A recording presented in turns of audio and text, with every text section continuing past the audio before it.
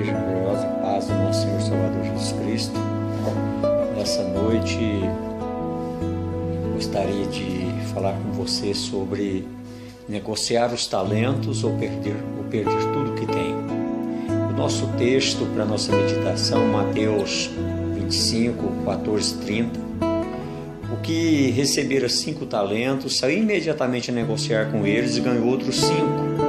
Porque tão facilmente não nos preparamos melhor, mesmo sabendo que devemos fazer isso.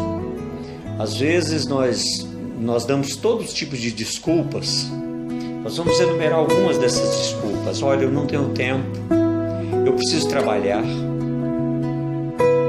eu preciso cuidar mais da minha vida, não vale a pena tanto conhecimento. John Stott faz a seguinte colocação, falando acerca de 600 pastores em Londres. Billy Graham disse que se tivesse que começar o ministério tudo novamente, ele poderia fazer 2 mudanças. As pessoas olharam admiradas. O que ele poderia estar mesmo dizendo? Primeiro, ele continuou: eu estudaria 3 vezes mais do que ele tem feito. Ele teria menos compromissos. Eu tenho pregado demais. E ele disse, e estudado muito pouco. A segunda mudança é que ele daria mais tempo para orar. Esse estudo lembra a mim mesmo e a você a importância de dedicarmos o nosso melhor para o Senhor. E como é feito e dedicado o preparo pessoal é necessário nessa tarefa bendita de negociar os talentos que nos foram confiados, para que consigamos fazê-los aumentar.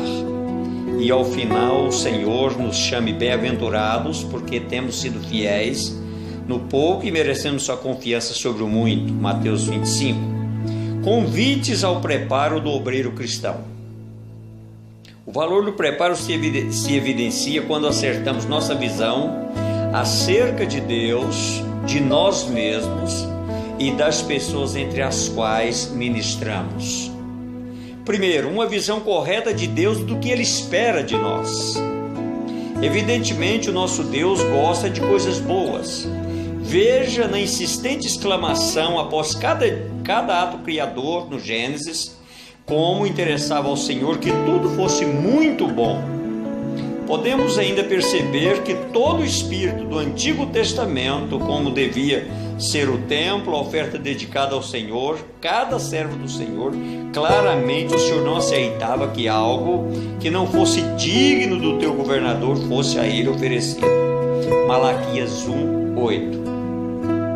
Os ensinamentos de Jesus que se referem ao nosso compromisso no preparo para servir melhor é uma das ideias que mais marcantes nos evangelhos.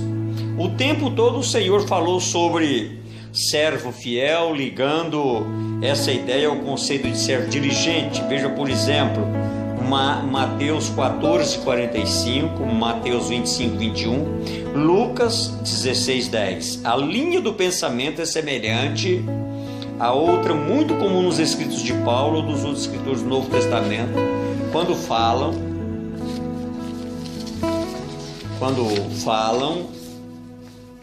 de um homem de Deus ser perfeito, sempre abundante na obra do Senhor.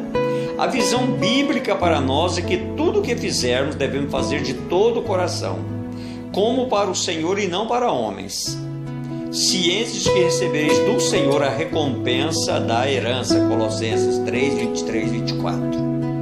Somos incentivados a apresentar-nos a Deus aprovados como obreiros que não têm do que se envergonhar e que maneja bem a palavra da verdade. 2 Timóteo 2,15. Uma visão correta de Deus, sua santidade, grandeza e majestade, produz naquele que o contempla um santo temor e um profundo desejo de preparar-se para dar-lhe sempre o melhor. Nada que seja menos que o melhor de si mesmo para aquele que é digno. Segundo, uma visão correta acerca de nós mesmos. Conhecer a nós mesmos. Talvez seja essa uma das tarefas mais difíceis e mais necessárias para o nosso processo de preparo pessoal. Primeiro, precisamos saber que não somos perfeitos, não sabemos tudo. Essa é uma marca básica da raça. Só o homem, só o Senhor nosso Deus é perfeito, conhece todas as coisas e não precisa de qualquer aperfeiçoamento. O ser humano, especialmente diante dos efeitos da queda, sofre importantes limitações, nasce com necessidade de aprender publicamente praticamente todas as coisas e é caracteristicamente um ser incompleto. Estudar requer humildade. Só estuda quem acha que não sabe, e nós precisamos dessa humildade. Segundo, precisamos saber que é possível e desejável melhorar. Nós podemos melhorar todos os dias um pouco mais. Se a imperfeição é uma característica nossa, também temos a capacidade de mudar a nós mesmos e o mundo ao nosso redor. Exatamente essa marca básica que nos separa dos demais componentes da criação. Não somos apenas coisas inanimadas que não mudam, não desejam, não melhoram. Também não somos como animais que fazem as mesmas coisas da mesma maneira, desde que o mundo é mundo, a não ser quando o próprio homem faz mudar. Estudar acelera o desenvolvimento pessoal, amplia o campo de ação pessoal e cria espaço e ambiente para o desenvolvimento de outras áreas do nosso crescimento. 3. Precisamos saber os caminhos para um preparo pessoal. Talvez a melhor figura aqui seja a da plantação. Uma planta tem geneticamente tudo que precisa para desenvolver-se, porém, uma planta precisa de ambiente de trabalho para desenvolver todo esse potencial latente. Algo bem semelhante acontece conosco. Também nós temos que pagar o preço do nosso aperfeiçoamento. Gangel e Hendricks lembram que uma árvore sem água morre, um músculo sem movimento atrofia, uma pessoa sem comida morre de fome. Da mesma maneira, alguém que ensina ou prega que para de estudar se torna um fracasso como tal. Para Calvino, ninguém será um bom ministro a não ser que seja primeiro um estudioso. Spurgeon é da mesma opinião quando diz que aquele que tem parado de aprender tem parado de ensinar. Aquele que não mais semeia no estudo, não mais colhe no púlpito. Na verdade, estudar é verdadeiramente desgastante, requer muita disciplina pessoal, renúncia, constante, considerável investimento econômico, mas esse é o caminho estreito do aprimoramento pessoal e vale a pena andar por ele. Terceiro, uma visão correta das pessoas entre as quais ministramos. Nada pode ser mais tolo do que a alienação de um entregador que não sabe o endereço para onde vai a entrega.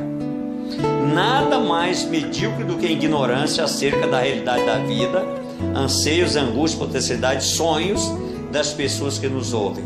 Não há qualquer dúvida de que a realidade do mundo atual representa uma enorme oportunidade, mas também exige homens preparados para poderem entrar pelas portas que se abrem a cada dia.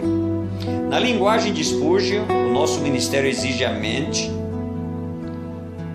e é mais que certo que há um grande avanço entre as classes e que haverá maior ainda, já se foi o tempo em que os discursos de institutos de gramática eram satisfatórios para o pregador.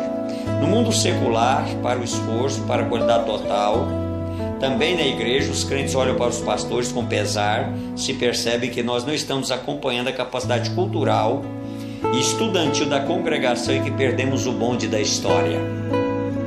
Por causa de nossa pesada carga, muitas vezes aumentada por causa de nossa preguiça e falta de visão, nos casos mais extremados eles percebem com tristeza o desrespeito por parte dos pastores que deveriam oferecer o melhor, mas não lhes oferecem mais do que o ministério que mal cumpre sua obrigação legalista.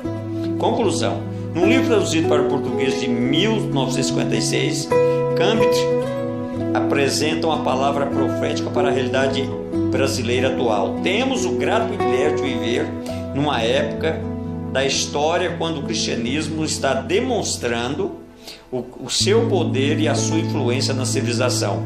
As condições favorecem os pastores preparados, estudiosos e enérgicos, porque uma porta grande e oportuna para o trabalho se me abriu e há muitos adversários. 1 Coríntios 16, 19. Eu gostaria de agradecer você que me ouviu nessa noite, em nome do Pai, do Filho e do Espírito Santo. Amém e amém.